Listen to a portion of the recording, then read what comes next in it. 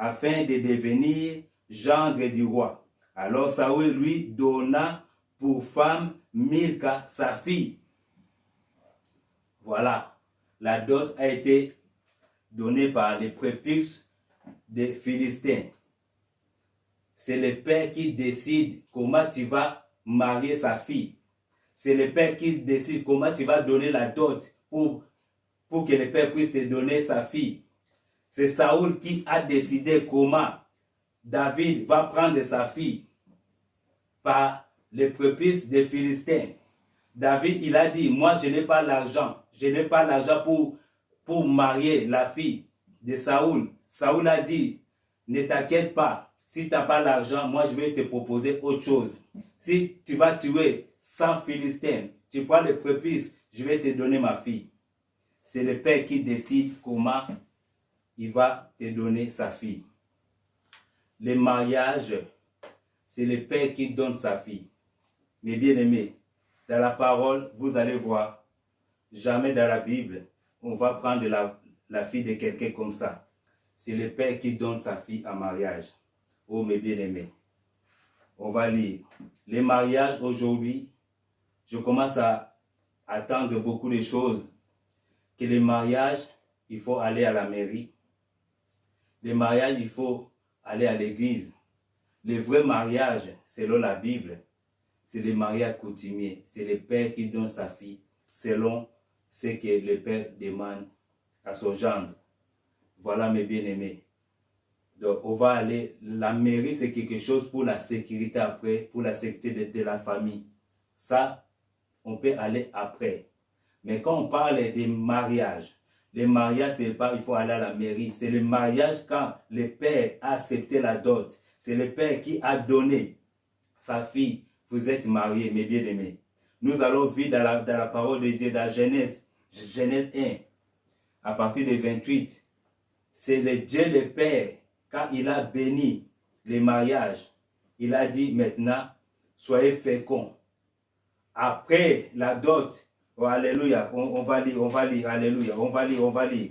Genèse 1, la Bible dit, à partir de 28, la Bible dit, je prends 27, la Bible dit, Dieu créa l'homme à son image. Il créa à l'image de Dieu. Il créa l'homme et la femme. Dieu a créé l'homme et la femme. Après, Dieu les bénit. Dieu les bénit et Dieu leur dit, soyez féconds et multipliez. Alléluia. Et multipliez la terre et assujettis et dominez sur tous les poissons. Et dominez sur tous les poissons de la mer, sur les oiseaux du ciel et sur tout animal qui se met sur la terre. Voilà, c'est Dieu qui bénit. Quand Dieu a béni, maintenant Dieu a dit, soyez féconds. Tu peux connaître ta femme. Après la bénédiction du Père, c'est le Père qui bénit. C'est le Père qui donne sa fille. Si le Père t'a donné sa fille, t'a donné ta dot, tu peux connaître ta femme. Tu es marié. Après la bénédiction de Dieu le Père, Dieu a dit, soyez féconds. Alléluia. Remplissez la terre. C'est le Père qui donne sa fille en mariage. C'est le Père qui bénit les mariages. Alléluia. Oh, je vais prendre dictionnaire biblique. C'est très important d'avoir le dictionnaire biblique, mes bien-aimés. Ça aide beaucoup à enlever des malentendus. Je prends le dictionnaire biblique. On va voir le dictionnaire biblique qui va nous dire quel mariage qui était considéré dans la Bible. Nous lisons la Bible, mais nous interprétons des choses qui ne sont pas valables. Aujourd'hui, les gens disent n'importe quoi. Sans connaître les sources des choses. Voilà, dictionnaire biblique à la page 399, dictionnaire biblique.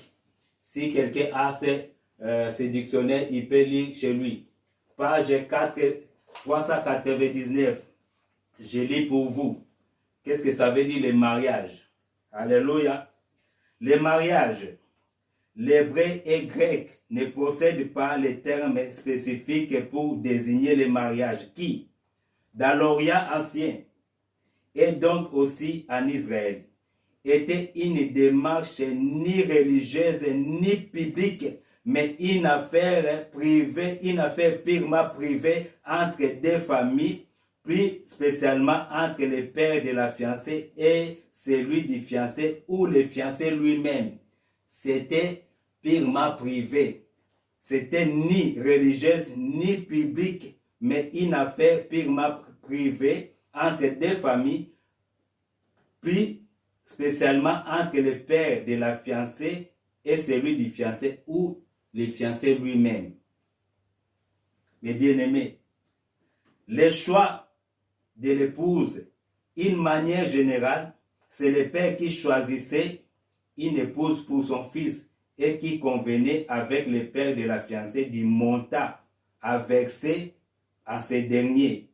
Exode 22, 16. Il était fort rare qu'un fils se cherche une femme contre la volonté de ses parents. Genèse 26, 34. Voilà. Donc, c'était familial, le mariage.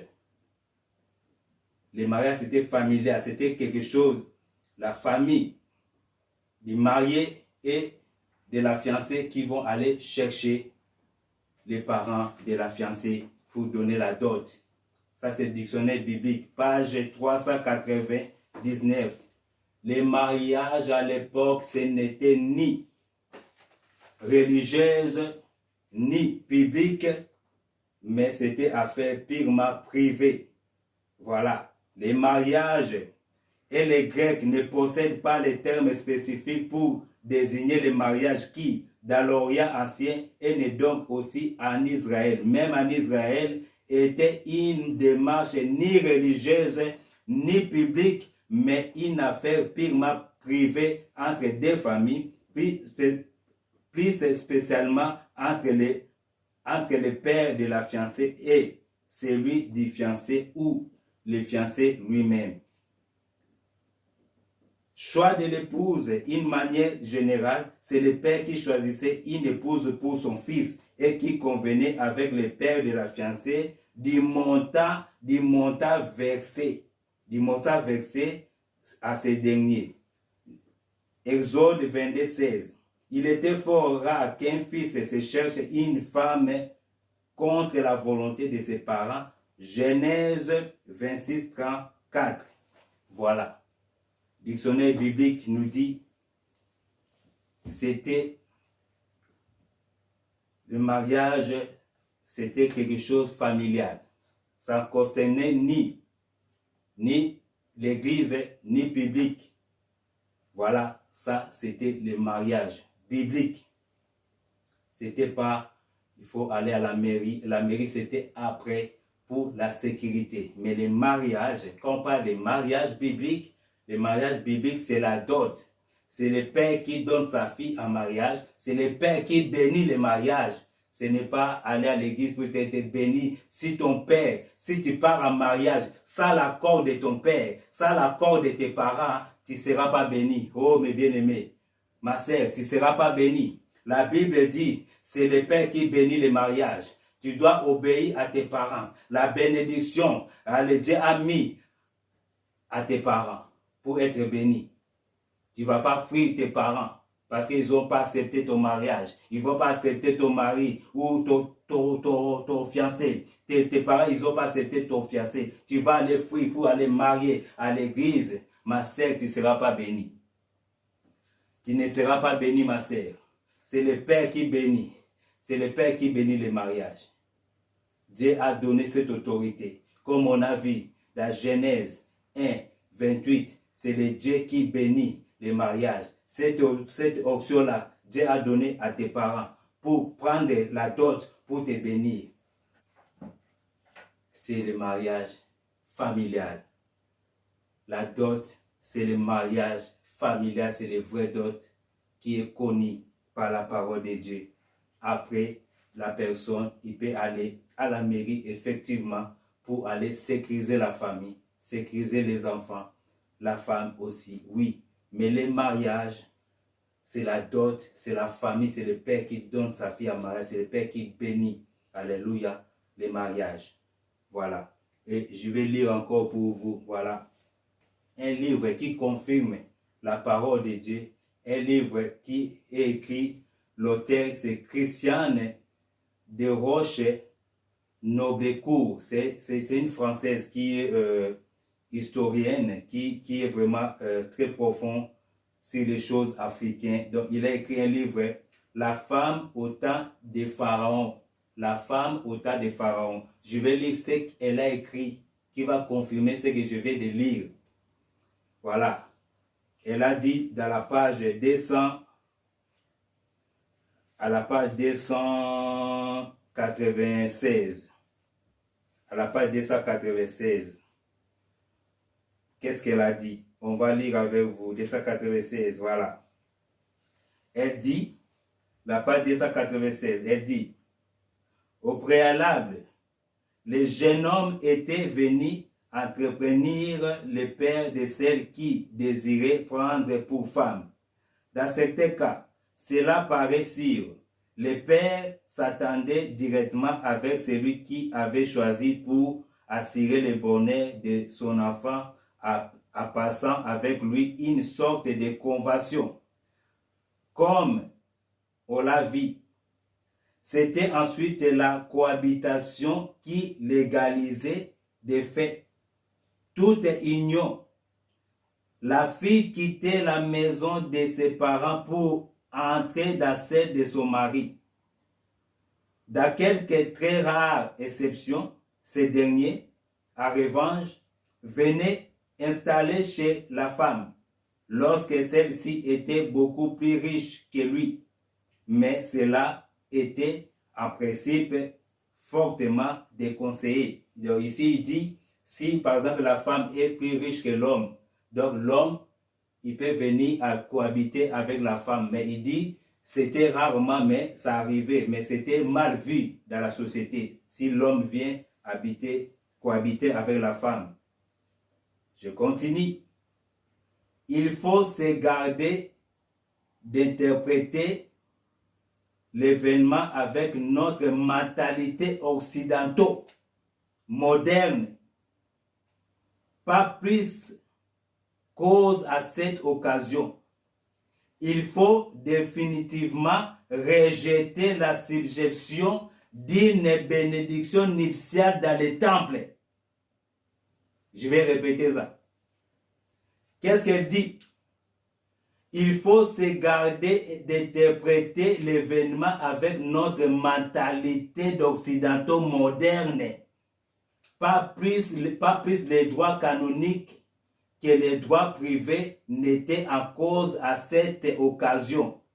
Il faut définitivement rejeter la subjection d'une bénédiction nuptiale dans les temples. Il faut rejeter la subjection d'une bénédiction nuptiale dans les temples. Donc il n'y avait pas la bénédiction nuptiale dans les temples, ça n'existait pas, même à l'époque des pharaons, les pharaons noirs, comme les Africains. Ce sont les Africains qui parlent de bêtises comme ça. Ce sont les Africains qui disent aujourd'hui, les mariages coutumiers, ce n'est pas les mariages. C'est grave. La Bible là vient d'où? La Bible, nous lisons, vient d'où? Maintenant, la dame ici, Christiane, elle est en train de dire les mariages, ça n'existait pas. Les mariages, ça n'existait pas dans les temples. Ça n'existait pas dans les temples. Elle dit, il faut définitivement rejeter la subjection d'une bénédiction nuptiale dans les temples. La garantie la plus forte pour assurer les liens conjugaux était le désir d'entretenir la famille dans une atmosphère de sécurité grâce à une bonne attente et à la mise au monde d'enfants légitimes. Sécurité encore renforcée par l'exigence des contrats de mariage. Maintenant, ils vont aller pour sécuriser la famille avec un contrat de mariage. Maintenant, là, ils vont aller à la mairie après pour la sécurité. Voilà, là, on est d'accord. Mais quand vous dites que le mariage coutumier, ce n'est pas un mariage, là, je ne suis pas d'accord. Là, c'est faux. Après le mariage coutumier, le père a donné sa fille Voilà, vous vivez. Si tu veux aller sécuriser. Mais déjà, vous êtes mariés. Le mariage, la bénédiction nuptiale, ça n'a été jamais un mariage dans l'époque, dans les temples. Ça n'existait pas. Ça n'existait pas, le mariage nuptial. Ça n'existait pas. Il a dit, il ne faut pas avoir la mentalité occidentale moderne. Voilà. Il faut définitivement rejeter la civilisation d'une bénédiction nuptiale dans les temples. La garantie la plus forte pour assurer les liens conjugaux était le désir d'entretenir la famille dans une atmosphère de sécurité grâce à une bonne attente et à la mise au monde d'enfants légitimes. Sécurité encore renforcée par l'exigence des contrats de mariage. Susceptible d'être conclu après l'union. Susceptible d'être conclu après l'union. Donc après l'union, maintenant, vous allez faire les contrats de mariage pour sécuriser la famille. Voilà. Après les mariages coutumiers, vous êtes bien mariés là, avec la bénédiction du père et de la famille. Maintenant, pour la sécurité de la famille, vous allez faire les contrats de mariage. Susceptible d'être conclu après l'union. Parfois, 7 ans de cohabitation. Contrat d'origine tibétaine et qui rendait souvent irréalisable des désirs que le mari aurait pu avoir de se séparer de sa maîtresse de maison. Quand on dit la maîtresse de maison, c'est le terme en fait, c'est la femme. Voilà. Donc c'est après, il dit, même après 7 ans même. Après 7 ans de cohabitation, maintenant la personne peut aller faire le contrat de mariage maintenant pour sécuriser la famille. C'est après pour sécuriser la famille. Oh mes bien-aimés. Voilà. Voilà. J'étais vraiment outré d'attendre les frères africains qui commencent à dire, ça la deuxième fois que j'ai entendu ça, les mariages coutumiers, ce n'est pas les mariages. Si vous vivez ensemble, après le mariage coutumier, vous êtes dans les pédicités. Voilà, j'étais vraiment outré, j'ai dit, c'est pas possible. Ce sont les Africains qui disent ça. Alors la Bible, là, qu'est-ce qu'il dit? Ils connaissent même pas leurs coutumes. Ils connaissent même pas leur religion.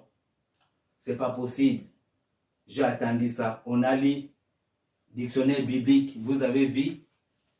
Dictionnaire biblique. Qu'est-ce qu'ils disent?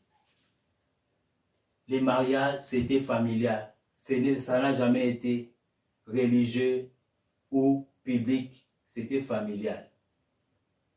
Dans les livres ici, je vous ai montré. Si quelqu'un a ces livres-là où il peut chercher, il va lire, vous allez découvrir beaucoup de choses. Voilà. Voilà. Le titre, c'est Les femmes au temps des pharaons. Voilà, c'est l'État africain. Voilà. Vous avez vu dans la page 399. Voilà. Le mariage a été jamais religieux ou civil. Voilà. Le mariage a été toujours familial, béni par le Père. C'est le Père qui donne sa fille en mariage. Et voilà, mes bien-aimés, voilà, tous ceux qui sont entrés dans la préparative alors du mariage. Et voilà, il ne faut pas avoir peur de choses comme ça, des prédications qui ne tiennent pas debout. Alors, si tu donnes les dots, tu donnes la dot pour prendre ta femme, si le Père t'a donné cet accord-là, a pris la dot, ben vous êtes mariés. Voilà, selon la parole de Dieu, Genèse 1, à partir de 28, voilà, Dieu les a bénis et Dieu les a donné l'accord de remplir la terre, de s'assujettir. Et voilà, si le Père t'a donné sa fille et t'a donné la dot, vous êtes mariés, tu peux connaître ta femme. Et voilà, soyez bénis, que Dieu vous bénisse. Merci.